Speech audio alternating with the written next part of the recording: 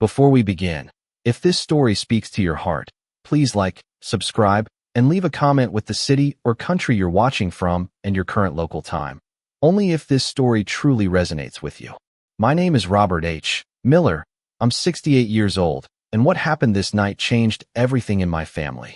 Now let me take you back to where it all began, and the real lesson you take away from this video will unfold if you stay until the end. I stepped into my daughter Emily's dining room in Charlotte, North Carolina, the aroma of roasted chicken wafting through the air, but the warmth I expected was nowhere to be found. Jason, my son-in-law, looked up with a smirk that instantly tightened my chest.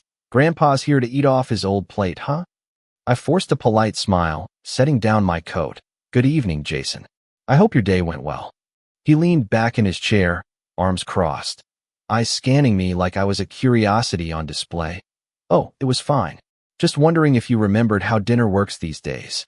My heart sank as Linda, my wife, cast a nervous glance toward the kitchen, whispering, "Robert, maybe sit and relax." I nodded, trying to keep calm, but a pit of tension had already formed in my stomach. Jason slammed his hand down, rattling the silverware. "You know, Dad, sometimes I think you don't belong at this table anymore." My jaw tightened. Emily shifted uncomfortably, her fingers twisting in her lap. I replied in the calmest tone I could muster. "We're all family here. Let's enjoy dinner." He laughed sharply, a sound that cut through the polite chatter. "Family? You? Look at you, Grandpa, still clinging to the old ways. Maybe you're hungry enough to lick it off the floor like you used to." He swung his arm, shattering the plate before me, the remnants of my carefully prepared meal scattering across the hardwood floor. I froze for a moment, the room echoing with the crash, every eye on me. My pulse raced, but I did not move, I did not shout. Linda gasped, covering her mouth with her hand. "Jason, that's enough." He waved her off, smirking. "Relax, Mom. He'll be fine." I straightened my jacket, a calm that belied the storm inside me, my voice low but firm. "Jason, that was unnecessary." His laughter faltered for a fraction of a second, replaced by a flicker of something unreadable. "Unnecessary? That's rich coming from you," he sneered, leaning forward. I met his gaze evenly, letting silence stretch between us, filling the room heavier than words ever could. The rest of the dinner continued in strained quiet, silverware clinking, Emily stealing glances at me, unsure whether to intervene. I excused myself early, leaving my plate of scattered food behind, the echoes of Jason's smirk lingering. That night, as I sat in my study, the weight of the evening pressing on my shoulders, I realized this was more than disrespect. It was a challenge, a test I hadn't anticipated. Little did they know, the calm you see now masks a storm that's been quietly gathering for years. Something had been hidden from everyone at that table, a truth about my family, my finances, and my control over what they assumed was theirs to command. As I glanced at the framed photographs of Emily and Jason on the mantel, a plan began to take shape, one that would change everything, and I knew the morning would bring revelations that none of them were ready to face. The night after that dinner, I could not sleep. The house in Charlotte was quiet, but my mind was anything but calm. I sat in my study, staring at an old wooden desk I had owned for more than 30 years, running my fingers over the scratches that told stories no one else in my family ever asked about. That dinner table moment replayed in my head again and again, but what hurt more was not Jason's words, it was the way my own daughter had looked down, as if she was afraid to choose a side. I whispered to myself, "How did we get here?" And the silence answered nothing. The truth is, this did not start that night. It started years ago, long before Jason ever stepped into our family, long before Emily ever brought him home for Sunday dinner. I remember Emily as a child, maybe 10 years old, sitting at our old kitchen table in Raleigh, North Carolina, coloring while her brother got praised for straight-A report cards. Linda would place fresh cookies in front of him first, and I would notice Emily quietly waiting, her small hands folded, pretending she was not hungry for attention as much as she was for food. I once asked Linda softly, "Do you think we are being fair?" And she replied, "Robert, you are overthinking. The boy needs more guidance." But even then, I saw the pattern forming, small moments that nobody thought mattered. When Emily turned 16, she wanted to study graphic design at a community college in Durham. only about 40 miles away. I still remember sitting with her at the kitchen counter as she said, "Dad, I do not want to go into accounting like everyone expects." I nodded and said, "If that is your path, I will support you." But Linda sighed heavily from the stove. "Art does not pay bills, Emily. You need something stable." And just like that, her dream was pushed to the side like an unfinished plate of food.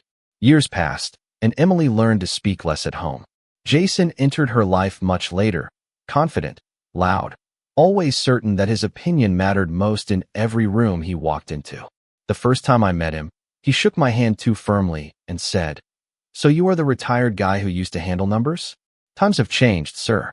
I smiled politely, but something in his tone never sat right with me. At family gatherings in Charlotte, I noticed how he always finished Emily's sentences for her. "We decided," he would say, even when she had not spoken. Once, during a Thanksgiving dinner, I heard him tell her quietly in the kitchen, "You do not need to worry about your father's opinions. I will handle the family direction now." Emily looked at me that day with an expression I still cannot forget, somewhere between apology and fear, and she said nothing. That silence grew over time, like a wall built brick by brick in front of my eyes. Even Linda began to adjust to it, choosing peace over truth. "Robert," she told me one evening, "you do not need to challenge everything Jason says. He is just strong-willed." But I knew strength and control are not the same thing. Last Christmas, I watched Jason interrupt Emily mid-sentence at the dinner table and say, "You are too emotional about this. Let me explain it properly." And nobody corrected him. Not even Emily. As I sat alone in my study now, I realized something painful. I had watched my daughter slowly disappear into someone else's shadow, and I had mistaken it for adulthood. I opened a drawer and found an old folder labeled in my handwriting, "Family Trust Notes." My fingers paused over it as I heard Linda's voice earlier that night echo in my mind. "Robert, do not start trouble in the family." But the more I thought about those years, the clearer something became. This was never just about disrespect at a dinner table. It was about control that had been growing silently for a long time. And what I discovered next in that folder would change everything I thought I knew about my own home. The following morning, sunlight streamed through the blinds in my Charlotte study, casting long stripes across the floor as I sipped a cup of black coffee, letting the silence settle around me.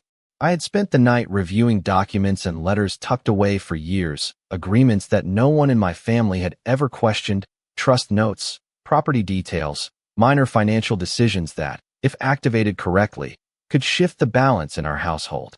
Emily knocked softly on the door, her voice hesitant. "Dad, are you awake?" I gestured for her to come in, and she perched on the edge of the leather chair, eyes wide but curious. "I found some old letters," I said quietly, spreading the pages in front of her. "They show what has been planned and what responsibilities were overlooked. I think it is time to make sure everything is as fair as it should have been." Her lips parted. "You mean like correcting things?" I nodded. "Yes, making sure the rules we agreed on are honored." In that moment, I noticed Jason outside, peering into the driveway, unaware that a quiet storm was beginning inside. I did not confront him. I did not shout. I brewed my coffee, folded the papers, and let the minutes tick by, observing reactions, learning who truly paid attention. Linda came in, bringing a small plate of toast, and she whispered, "Robert, do not get carried away." I gave her a soft smile. "It is not about winning, Linda. It is about balance and fairness." For the first time in years, the weight of long-suppressed control felt lighter.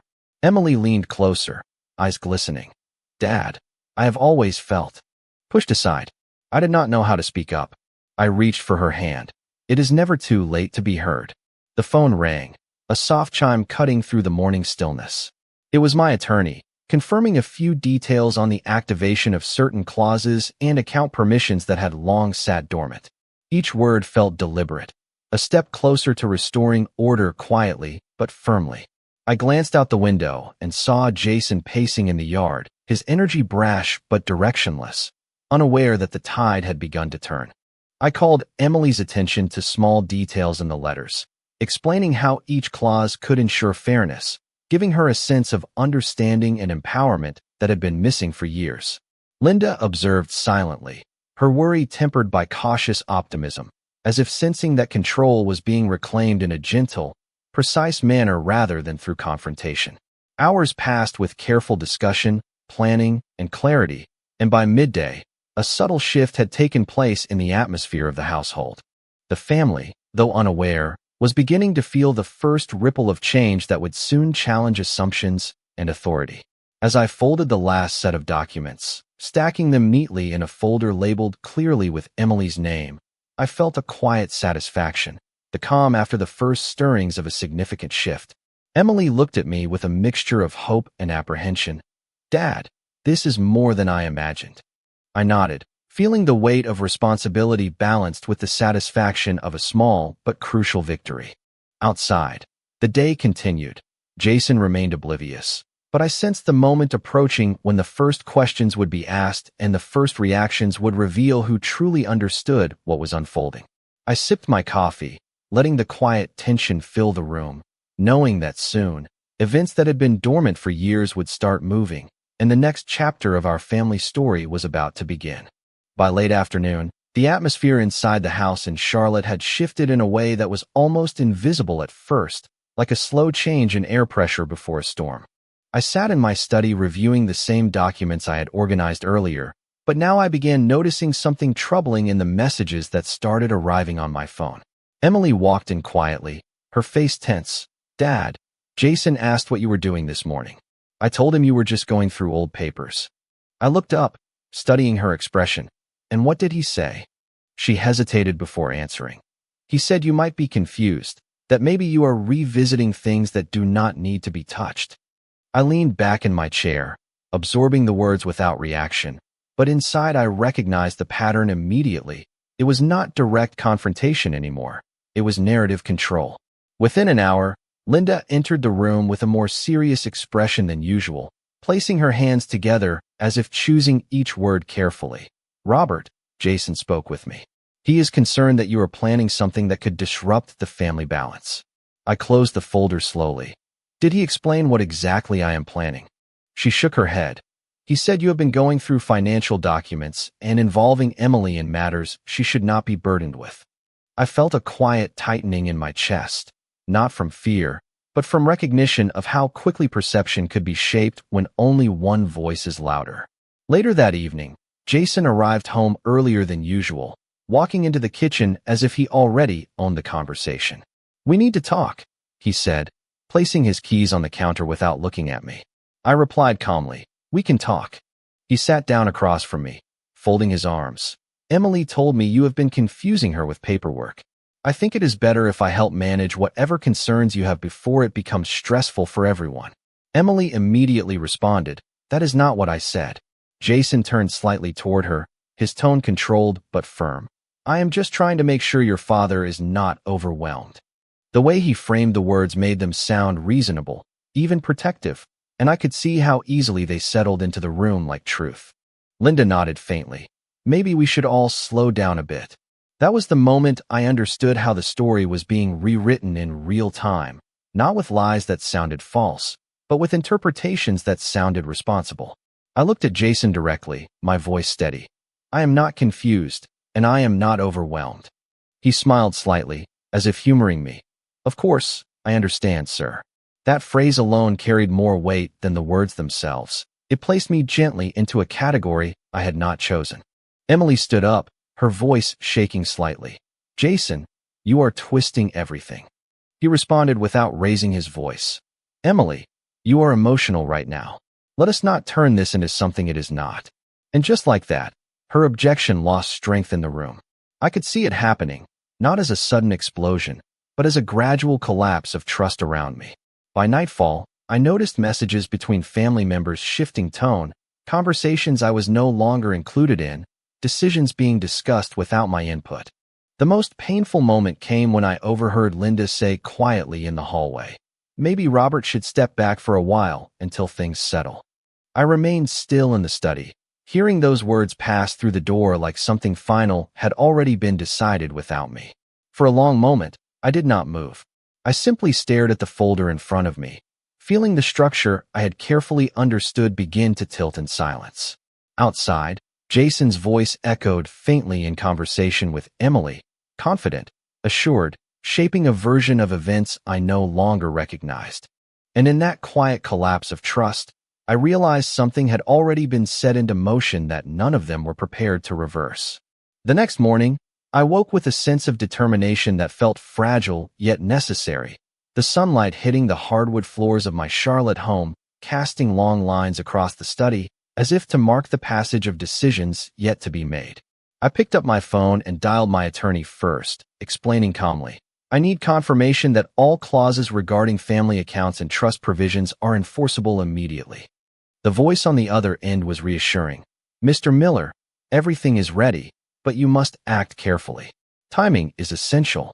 I hung up and turned to my laptop, drafting detailed emails to Emily, clarifying each responsibility and reminding her of the original agreements she had signed years ago, every sentence carefully worded to convey support, not pressure. I attached scanned copies of documents she had never questioned before, evidence of the oversight that had grown in silence for decades. Minutes later, my inbox pinged with a message from Emily, hesitant.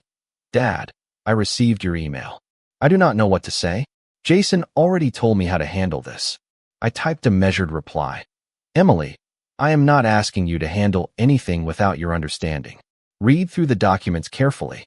This is about clarity and fairness."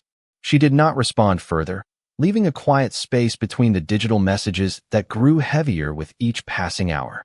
I then wrote a formal letter, sending it through the post office, carefully sealing it with a note, "Please review fully before discussing with anyone else," including every critical detail about the family trust and allocations that had been neglected or misrepresented.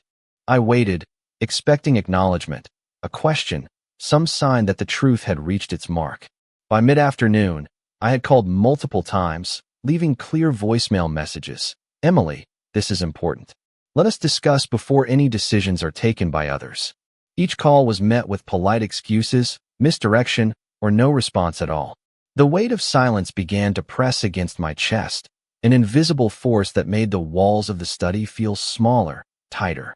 I glanced at the papers again, seeing Jason's earlier manipulations echo through the margins of my own family's records, the emails he had sent her subtly shifting her perception, the texts he had written under the guise of support, all building a wall of misunderstanding between us. I whispered, "How did it come to this?" and heard only the quiet hum of the air conditioner. Even Linda tried to intervene, placing a hand on my shoulder. "Robert, perhaps give them time. Let emotions settle." I shook my head. Time is part of what has caused this. They are already choosing narratives that are not mine. The afternoon waned into evening, messages unread, phone calls unanswered, my efforts to clarify, to repair, to restore transparency met only with deflection or absence. I found myself alone at the kitchen counter, the letters, emails, and voicemails spread out like a map of frustration and betrayal, each piece a small, undeniable proof that the foundation I had counted on had shifted. Emily walked past briefly, avoiding eye contact, muttering something about a meeting with Jason, leaving the room in silence.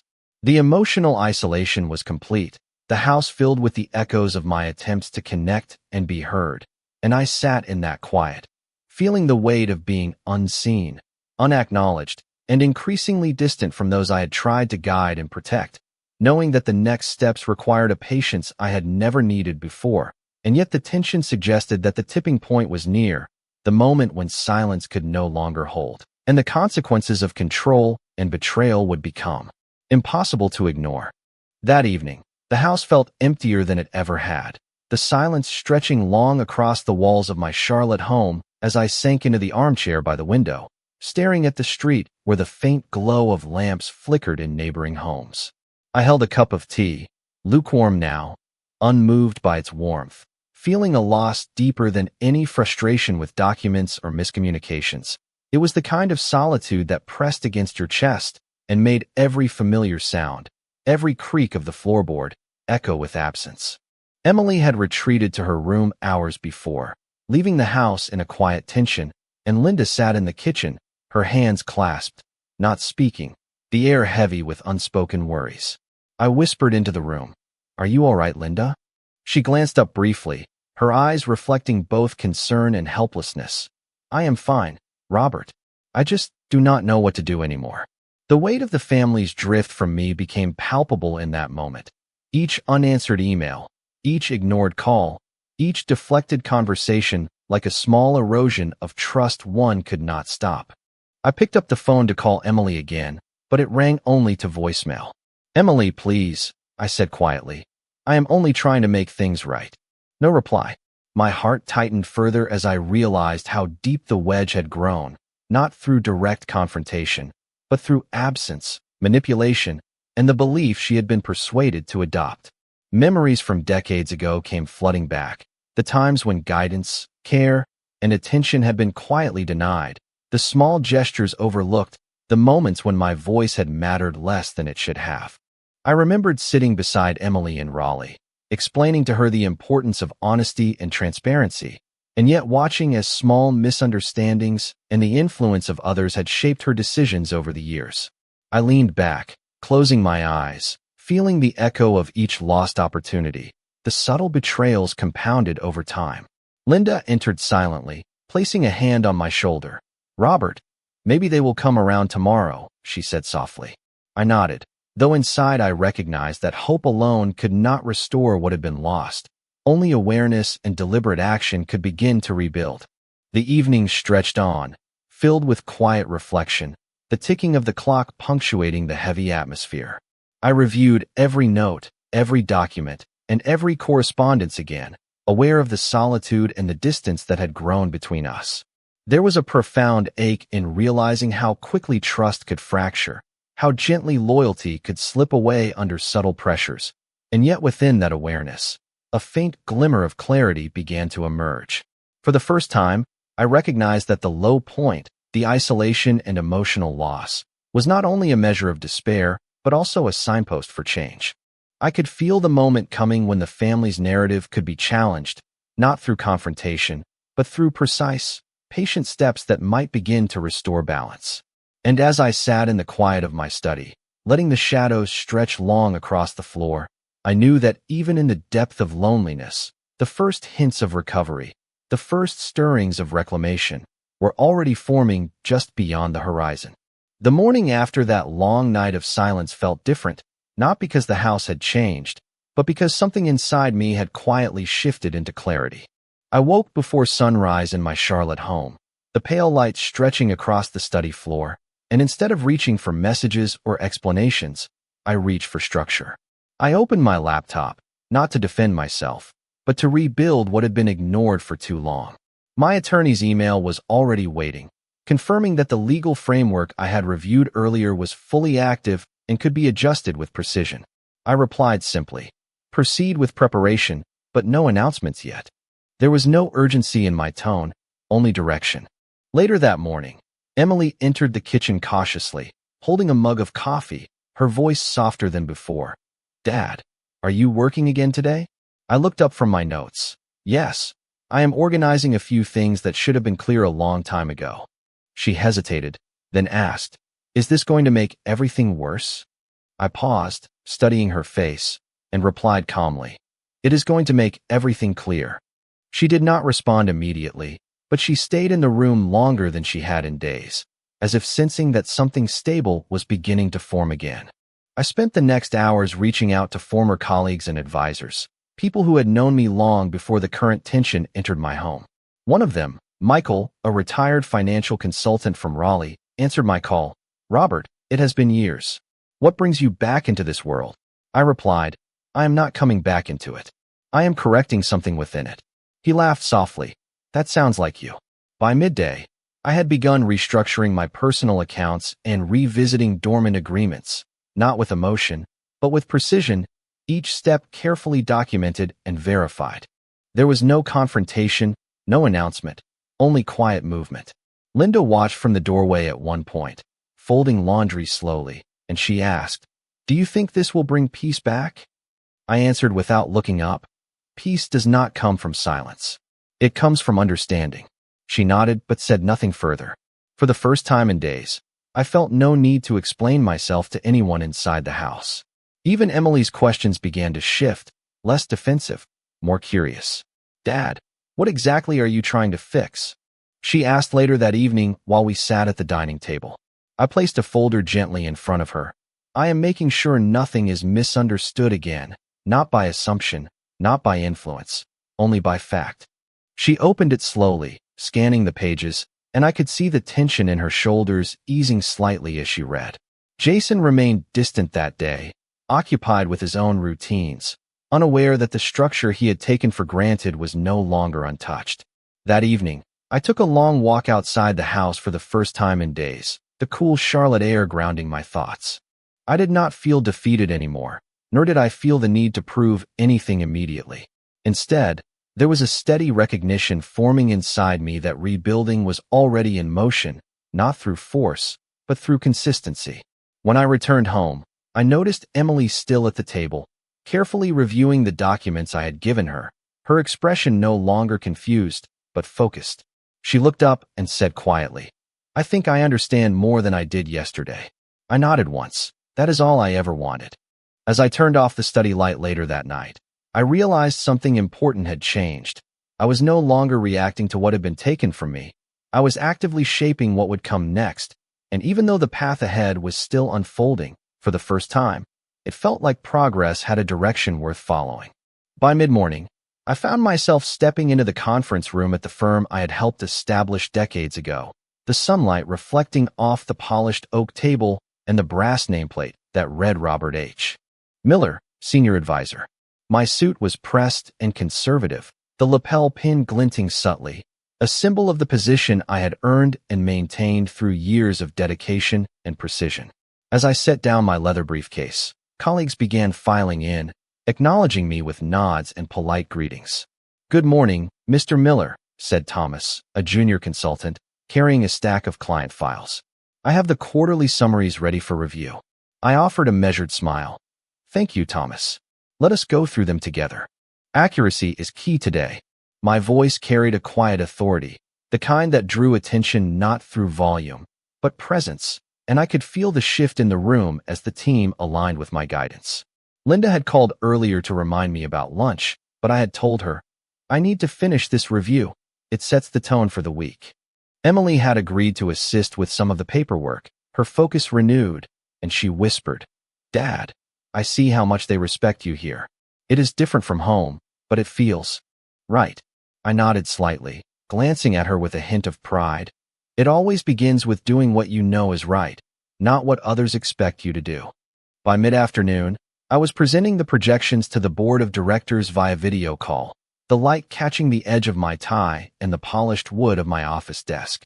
"As you can see," I said, pointing to the chart on the screen, "these figures reflect not only past performance, but the strategic adjustments we implemented earlier this year. Our approach is precise, evidence-based, and ready for execution." A pause allowed the team to digest the information, and I could see their faces, impressed yet focused, affirming that the leadership position I held was respected and unquestioned in this professional arena. Thomas leaned forward. "Mr. Miller, your recommendations clarify so much.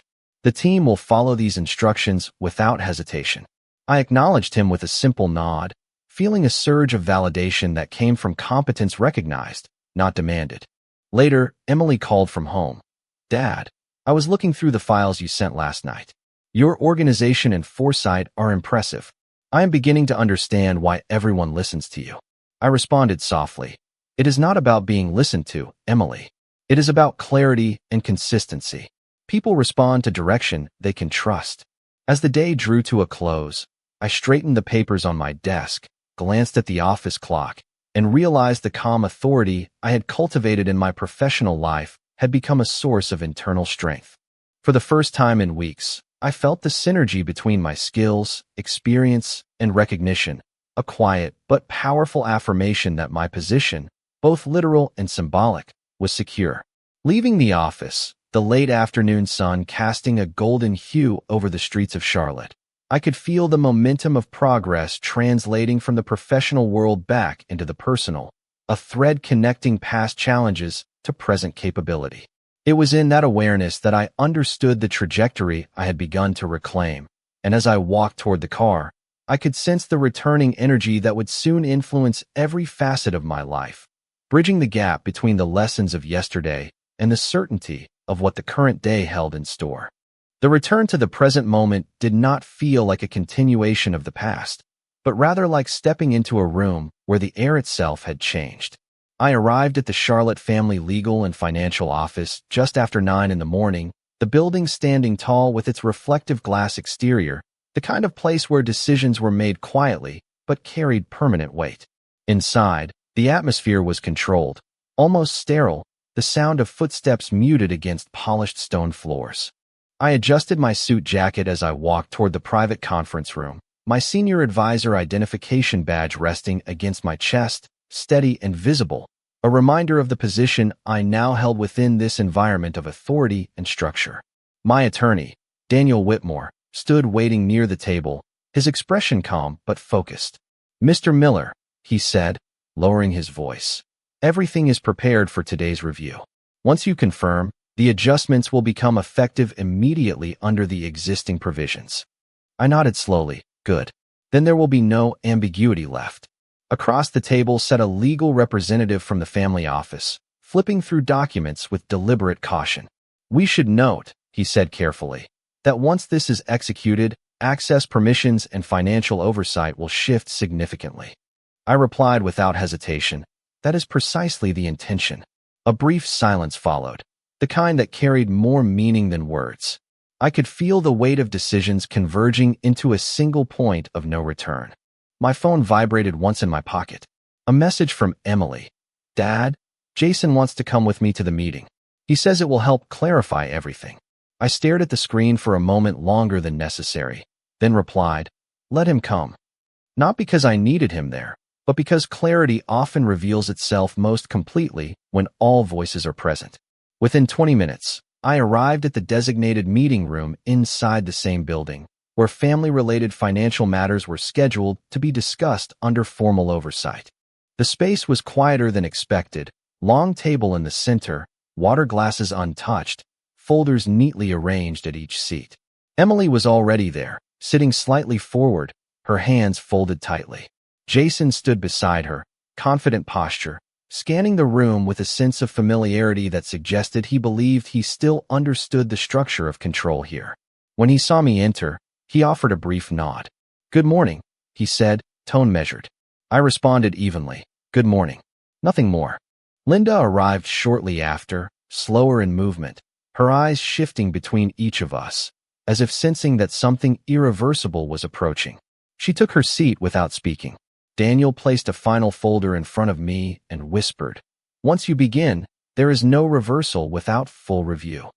I understood exactly what that meant. Jason leaned slightly toward Emily and said quietly, "This is just procedural. We will resolve it quickly." Emily did not answer. Instead, she looked at me, searching my expression for something familiar, something stable. I opened the folder in front of me, scanning the final confirmation pages, my signature already prepared but not yet executed. The room grew still in a way that felt heavier than silence itself. Linda finally spoke, her voice cautious. "Robert, before anything happens, are you absolutely certain this is necessary?" I paused, my hand resting on the edge of the document.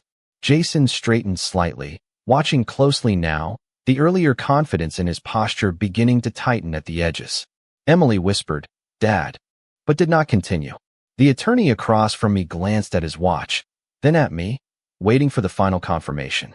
I looked around the table, at every face that had become part of this unfolding structure, and I said quietly, "We are about to clarify everything that has been misunderstood." My pen hovered just above the paper, the ink still untouched, the decision balanced at the edge of execution. And in that exact moment, before the final signature was made, the room itself seemed to hold its breath, as if what was about to be revealed had already been waiting far longer than any of us were prepared to admit. The moment I placed the pen down on the paper, the room did not erupt, it shifted. It was subtle at first, like a collective realization spreading through every person sitting at the table. The attorney beside me slid a finalized document forward and said calmly, "The authorization has now been fully executed under all active provisions." No one spoke immediately. Jason's eyes moved from the document to me, and for the first time since I entered the room, his confidence faltered in a way that was almost invisible but unmistakable. Emily's breathing changed, her fingers tightening around the edge of her chair as she looked between the papers and my face. Linda's expression softened into something closer to disbelief than confusion. Jason finally broke the silence, his tone carefully controlled. What exactly does that mean? I looked at him without urgency, without emotion, and replied, "It means clarity has replaced assumption." He let out a short laugh that did not carry its usual certainty. Clarity about what, exactly? Daniel interjected before I could respond, sliding another sheet across the table. It means all financial oversight connected to shared family accounts has been reassigned under the original legal structure approved years ago. Jason leaned forward, scanning the page quickly, his eyes narrowing as he processed what he was reading. "This is not possible without my approval," he said immediately. I answered calmly, "It was never dependent on your approval." The room tightened further.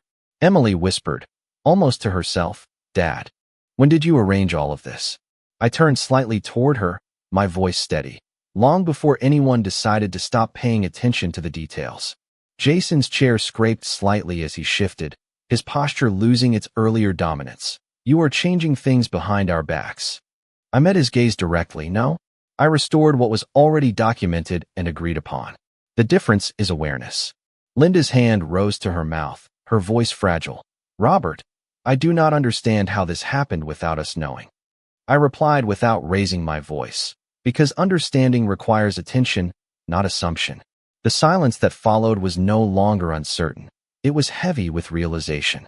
Emily stood slowly, her eyes fixed on the document in front of her. "So everything we thought was happening was not accurate?" I nodded once. It was incomplete. Jason looked around the table as if searching for an alternative explanation, but none appeared.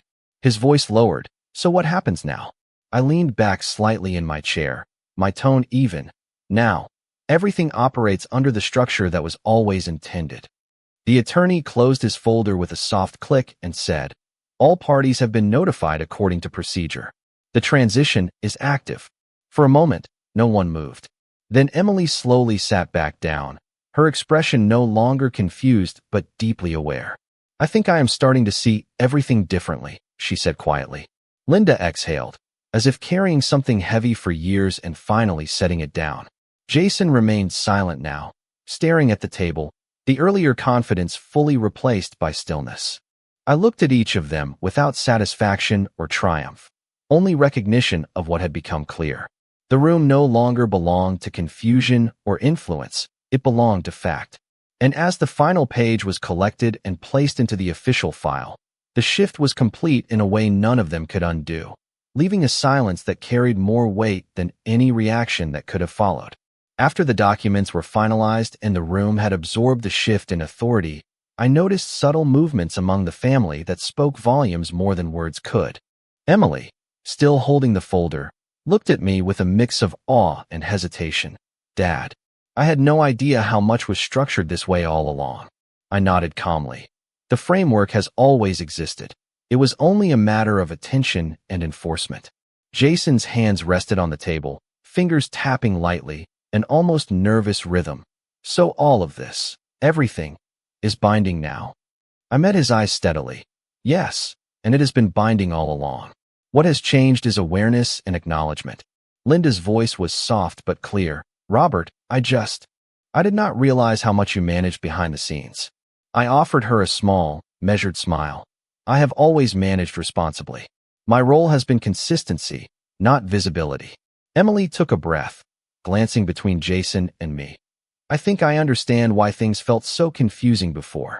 I leaned back, letting the pause settle. "It is not confusion, it is perspective. Everyone sees clearly when the structure is acknowledged, not ignored." Jason's jaw tightened slightly as he absorbed the information, his earlier certainty replaced with careful consideration. "I suppose," he said slowly, "that changes how we proceed." I replied evenly.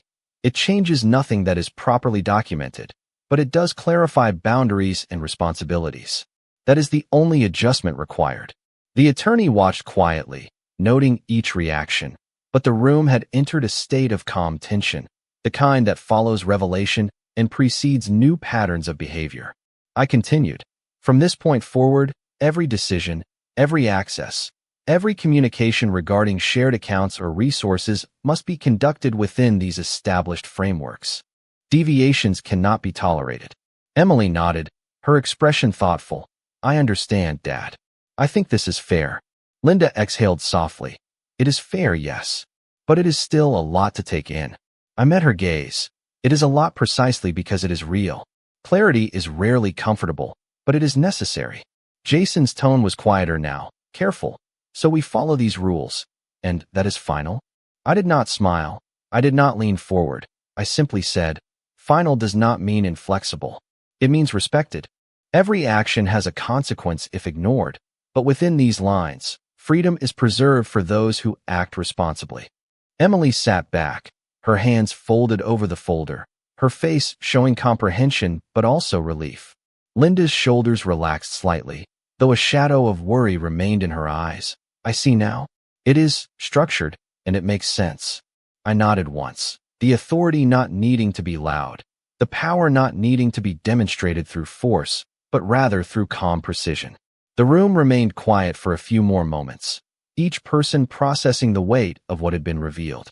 Outside, sunlight shifted across the floor, catching on the polished surfaces and casting long shadows, as if highlighting the change in dynamics, the new equilibrium.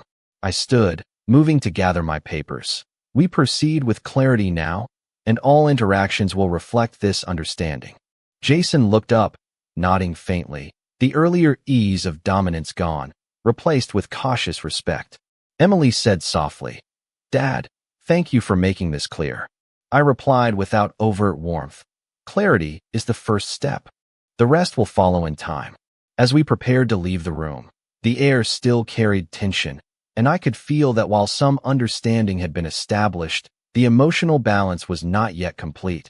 The realization had been revealed, boundaries drawn, but the path toward full reconciliation and acceptance was only beginning. In the days that followed, the house in Charlotte no longer carried the same weight it once did. The air felt lighter, not because everything had been perfectly resolved, but because the truth had finally been spoken and accepted in its proper form. Conversations became slower, more intentional. Emily began sitting with me each morning at the kitchen table, not out of obligation, but out of understanding. Linda moved through the house with a quieter peace, as if something long held had finally been released. Even Jason, though still adjusting, no longer filled the space with certainty that had once overridden everyone else's voice.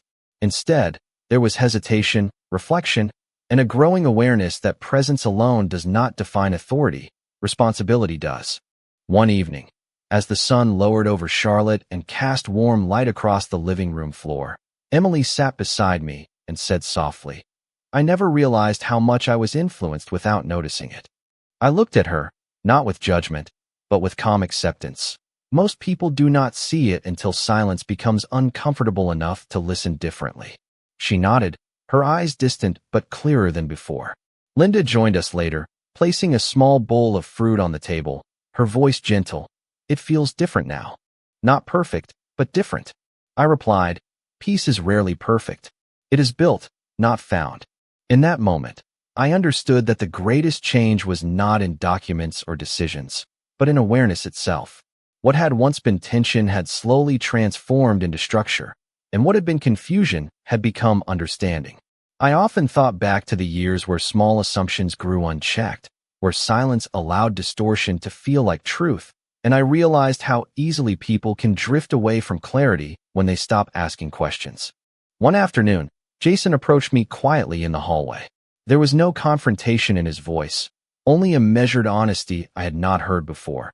I am still learning how to understand all of this properly. I nodded once. Understanding takes time. What matters is that you are willing to see things as they are, not as they appear in moments of pressure. He did not respond immediately, but he did not resist either, and that alone marked a shift.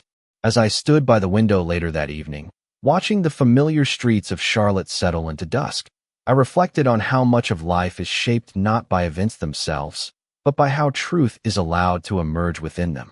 There was no final victory, no dramatic ending, only a quiet alignment of reality and responsibility that brought a deeper sense of stability than I had felt in years. I placed my hand on an old brass compass that had belonged to my father, resting on the desk beside me, its needle steady despite everything around it. That simple object reminded me that direction is never about speed, but about consistency and orientation, even when the world around you shifts.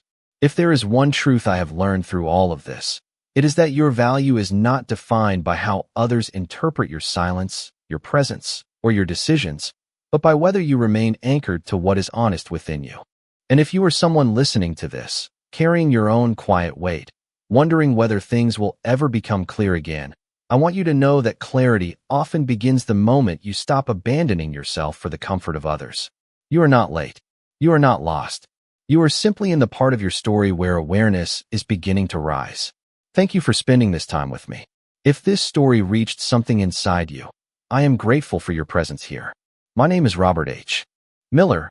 I am 68 years old, and the lesson I want to leave you with is this: do not trade your inner clarity for external approval. And if you found meaning in this story, feel free to share your thoughts and subscribe to continue walking through these stories together. In the next chapter, you will hear another story of silence, truth, and transformation, and perhaps you will recognize a part of your own journey within it. There are more stories waiting for you, each one carrying its own quiet lesson, and I hope to meet you again there.